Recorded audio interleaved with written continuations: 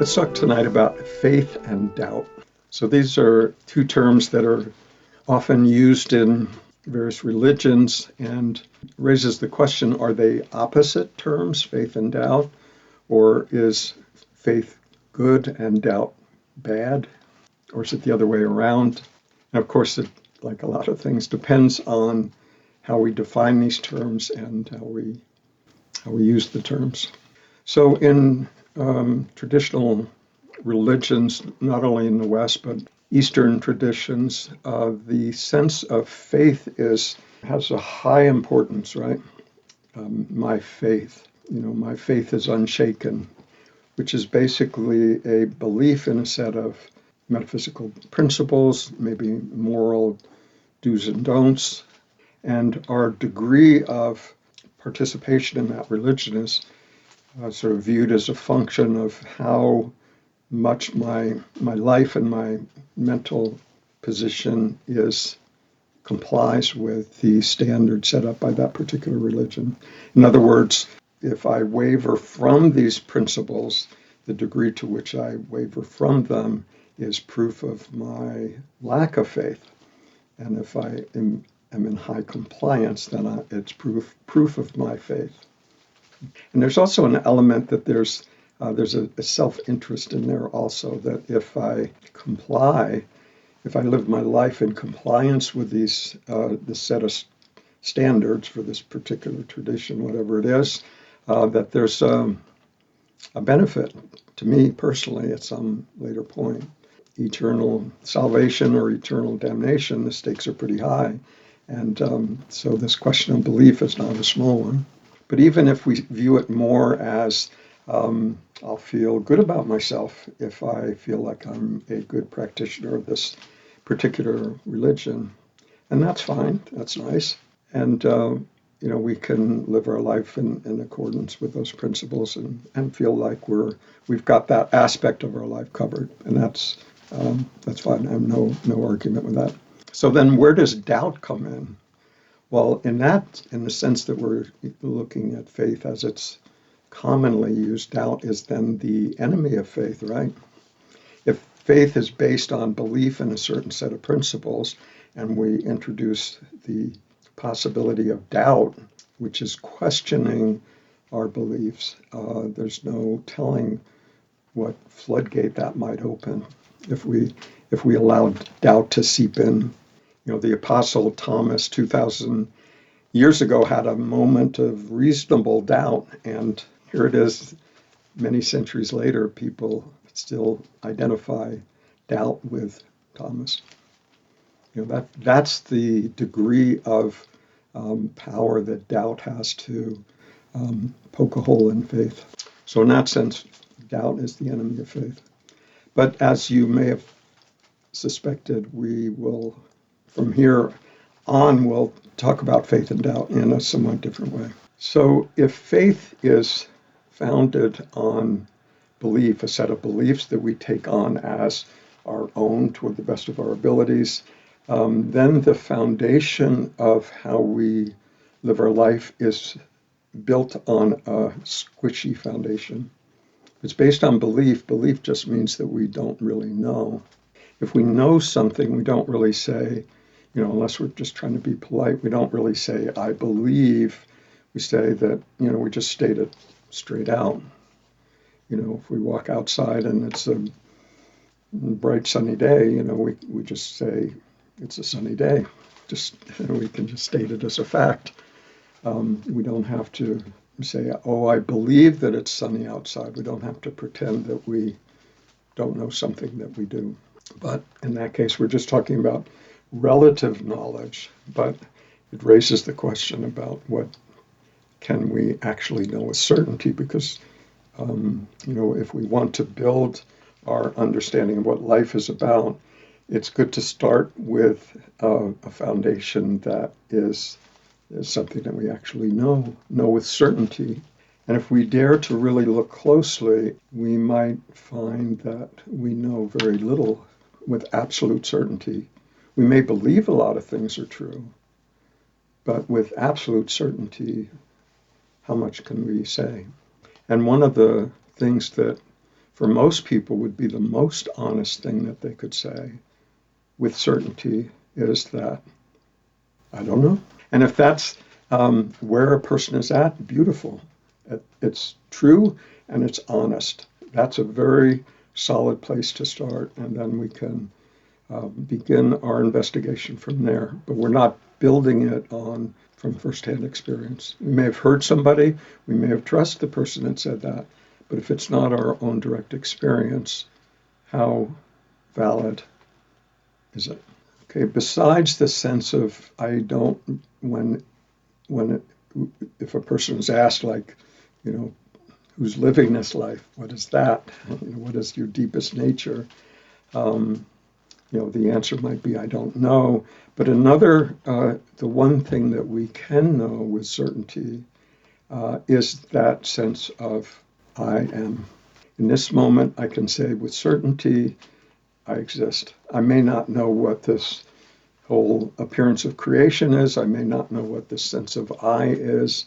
I may not even know who's living this life, but I can't deny that I exist. In some fashion, there's a knowingness that in this moment I am here and I am experiencing whatever it is that I experience. So this sense of I am is just a raw sense of being, not as a belief, but almost more like an inquiry. But it is one thing that one doorway that we can start with, that we can say with certainty, simply because we can't say the opposite. We can't say, no, not me, I don't exist. You could utter those words, of course, but they wouldn't make any sense because you would have to exist to say anything. So it's a solid place to start. And this was Nisargadatta's whole practice for 3 years, just staying with that sense of I am. Whatever the sense of meanness, exploring that, and being, what is it to be existence, alive, present, without any descriptors after that, leaving out all the self-talk about, I am skilled in this area, I am a man or a woman, I am this age, I am good looking, I am unworthy, I am this, I am that. All of that is maybe relatively true, but it's actually on the periphery of the question of what am I? So if we stay with that, just that simple fact, it's not much to go on, but at least we know that it is true. We may not know what it means, we may not understand it, but at least it's undeniable. So that's an excellent place to start. So it doesn't require belief, right? It is as it is. And from that perspective, the perspective of this simple being, yet totally mysterious beingness, we can see, yes, I had that history and did this and hope this and fear that and imagine this. All of that's sort of happening, but it's happening a bit on the periphery. And the point of viewing that is this sense of aware, spacious presence. So that's a solid place to start and does not require faith. In the sense of it doesn't require belief. But the way I'm using the word faith is faith in the reality of that existence, whatever that is, faith that it will be as it is, because from the perspective of this awareness, life happens, thoughts happen, feelings happen, events happen, and they all happen within this field of awareness. So it's not the faith that things will turn out like I want them to be or like I believe they should be, but it's faith that things will turn out, period. Right? We know this. Life goes on. Life will appear as it will appear. And we may like it or not. That's okay. But it will be as it is. Life always is as it is, and it couldn't be anything other than that. It has that relentless quality about it, that it is always as it is. We may not like it, we may argue with it, we may think it should be different. We may think God got most things right, just not this. It's another form of argument. But it is as it unfolds. And whether we believe that that's right or not, or how it should be, it doesn't really matter. It doesn't have an effect on how life unfolds.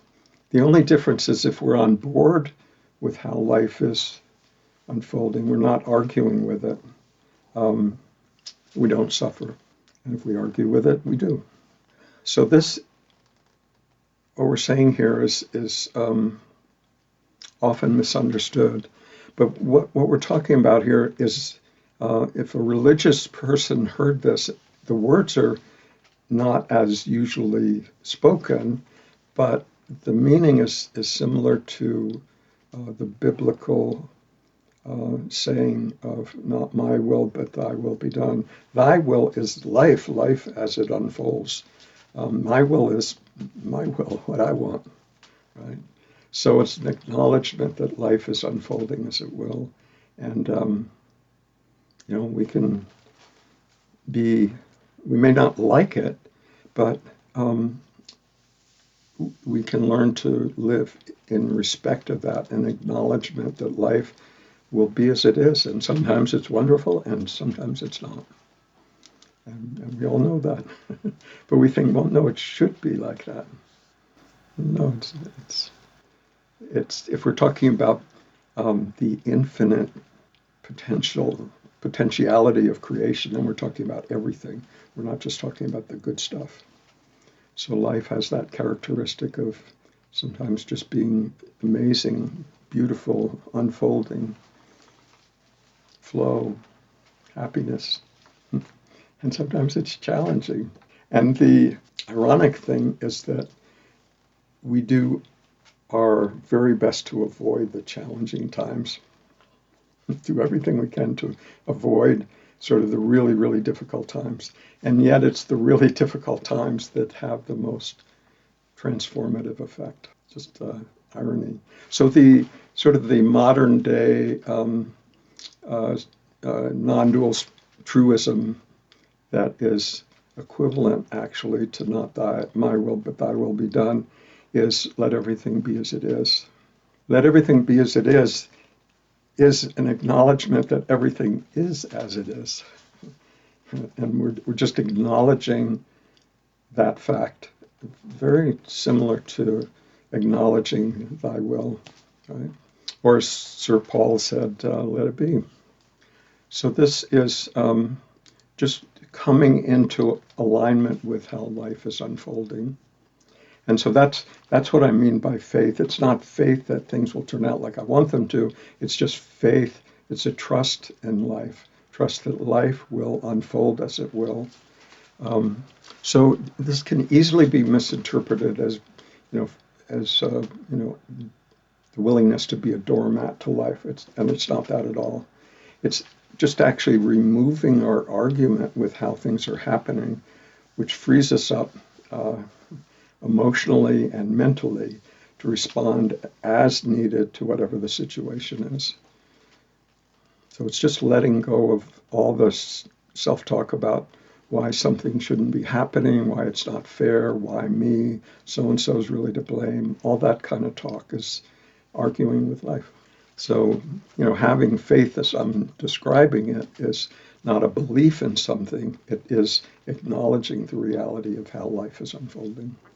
So then the question is, how does doubt relate to that? Well, doubt is questioning beliefs, especially those beliefs that may cause us to misinterpret how life is. So any questioning of those sort of unclear beliefs that we've sort of inadvertently taken on during the course of our life is a good thing, right? Undoing unclarity. Right, sort of spring cleaning of the mind. So is there such a thing as too much doubt Can we overdo it? Probably not. At some point, holding on to doubt as a concept is a defense mechanism, and at that point, it is not helpful. But a willingness to doubt and question, doubt in the sense of questioning, are unclear, unexamined beliefs. At the beginning of the Course in Miracles, I think it's on the first page even, it says, nothing real can be threatened, nothing unreal exists. Herein lies the peace of God. Nothing real can be threatened, nothing unreal exists. So nothing real can be threatened by what? By doubt. No, what's true is true. It's not subject to our belief or disbelief. So I've got one more quote here that might be appropriate. This is by Jed McKenna, one of the more entertaining spiritual writers out there. And he says about this, it is trust in the process that releases you from doubt and distrust. Surrender and trust do not come from faith or belief, but from clear seeing. The eyes closed state is naturally panicky and distrustful and literally requires blind faith.